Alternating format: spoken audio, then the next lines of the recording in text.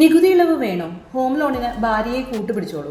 വീട് നിർമ്മാണത്തിനായി ലോണുകൾ എടുക്കുമ്പോൾ ഇനി ജോയിന്റ് ഹോം ലോണുകൾ തിരഞ്ഞെടുക്കാം. നികുതി ആനുകൂല്യങ്ങൾ ലഭിക്കുന്നതിന് ജോയിന്റ് ഹോം ലോണുകൾ പ്രയോജനപ്രദമാണ്. രണ്ട് വായ്പക്കാർക്കും പലിശയിലും മുതലിലും കിഴിവുകൾ ക്ലെയിം ചെയ്യാമെന്നതിനാലാണ് ഇത്തരമൊരു സൗകര്യം.